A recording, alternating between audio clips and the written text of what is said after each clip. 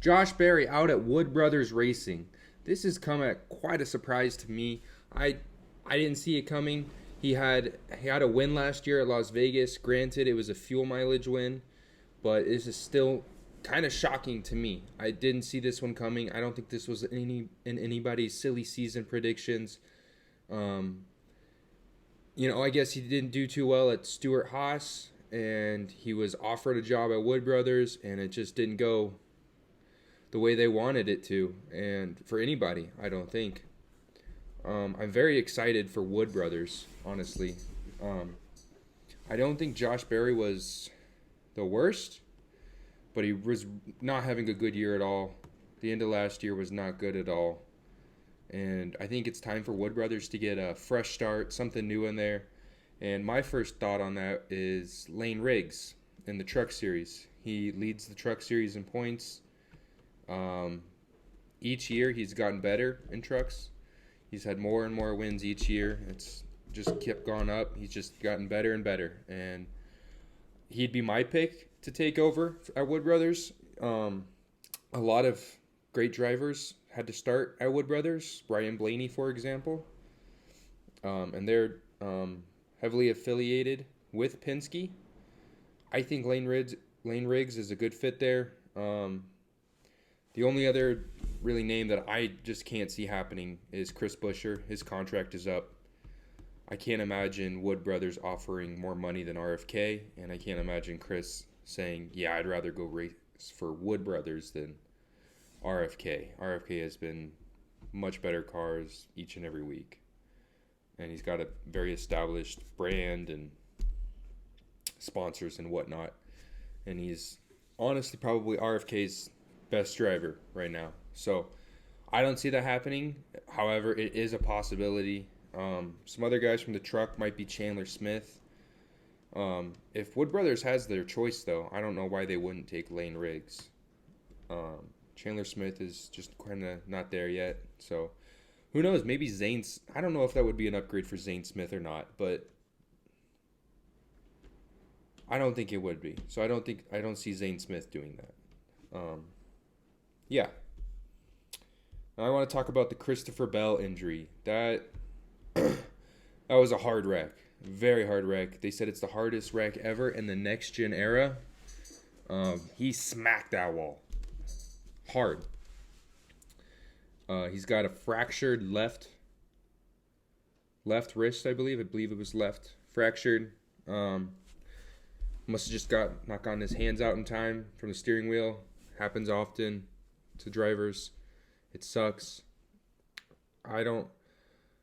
His luck is just, I don't know how he can have worse luck this year. How many times has he been in contention for a win and gotten wrecked, or pretty much just gotten wrecked? I can count 3 times alone this season. 3 times within the last probably 10 races that he has just been wrecked from the front. That one probably hurts the most because of the injury. That's going to affect his racing. I don't see how it couldn't. He's got to have some kind of cast or splint or something on that hand, on that wrist. And I would imagine it would affect his driving. I don't know how it couldn't. So Christopher Bell's luck is just, he hasn't gotten it back. He must have walked under a ladder. I don't know. It sucks for C-Bell. Hope he gets better. And next year kind of feels like his year. It just kind of feels like this is a really down year for him to kind of get a reality check. And these wrecks aren't his fault, but I could see some more pressure being on him next year. And I think that could help him. I think he could use some pressure next year. I do think it would help him. I think next year is going to be a great year for C-Bell. I think he's going to want to bounce back. Yeah. This week, my under the most pressure, Connor Zilic. Do I even need to say why? He wrecked twice on his own within the first 10 laps at Michigan. Twice on his own, spun out. And he said it himself. It's embarrassing. It's extremely embarrassing. I It's not like Trackhouse has the cars to get them where they want to go. But that's just terrible. You can't do that, man. I know the Xfinity series, he hasn't had a lot of time there when he was in Xfinity, now O'Reilly. But are you a professional race car driver or not? Nobody else was doing that. Nobody else. All the other guys that came from the Xfinity series, they weren't wrecking like that. Just you. You are further in points down the list than Alex Bowman, and he missed 4 races. 4 races.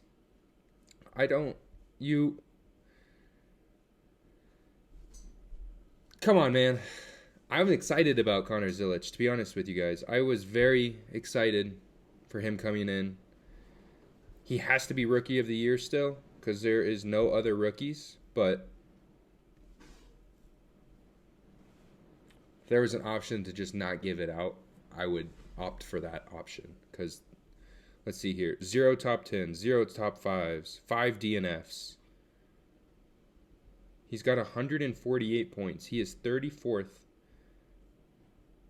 in the standings with an average finish of 28.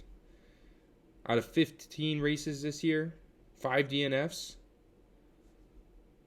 What about the other 10? 5 is a lot, first of all. That's a lot of DNFs. And not all of them were his fault. But you could say the same about every other driver. An average finish of 28 is horrendous. I'm kind of bummed about him. I'm bummed about Trackhouse in general. Other than SVG, nobody seems to have their poop in a group. And Connor Zilisch has just been a massive disappointment. And he needs to do something. He won the Xfinity race at Pocono last year. I want to do something, man. Let's see a top 15. Can we see a top 20? We haven't seen him run more than, 400 laps in the last, 10 races? That sucks. That's terrible. Get it to the finish line, man. All right. My race picks this weekend in the O'Reilly series, I got Justin Allgaier. Like I said, Connor Zilisch won it last year in the O'Reilly series. I think Justin Allgaier is just the class of the field. Some pretty safe picks this weekend, really. He's got the experience. Pocono can be kind of tricky. I think he's going to do it. So that's my race pick for the O'Reilly. And in the Cup Series, I have Denny Hamlin winning. I had him going back to back to back. He finished second last year to Chase Briscoe, his teammate. He was running him down at the end, and Chase was just able to hold him off, put enough good laps down to keep Denny behind him. I don't think that happens again. Back to back to back is very hard. He's I think he's the only driver in the top 10 for races won without a back-to-back-to-back wins. I think he breaks that this weekend. He has 7 total wins at Pocono, and we all know he's number 1 on just about every list at Pocono as far as speed, driver, wins. He is great at Pocono. And it sounds hard to do back-to-back-to-back, right? 3 wins in a row. But, I mean, if you think of it as just one race, right? Just forget about the last 2 weeks. One race. Let's say he didn't win the last 2 weeks. Let's say Pocono was the first race of the season. Who are you picking to win? Denny Hamlin. Without a question. You're picking Denny Hamlin to win at Pocono. I think he gets it done. I'm here for it. I think he breaks. He becomes solely in possession of 9th all-time in Cup Series wins, passing Kyle Busch. And I think he's going to do it. So let's find out. Real excited for Pocono. It's a fun track. It's the only place where you got 3 corners. So thank you guys. Don't forget to like and subscribe.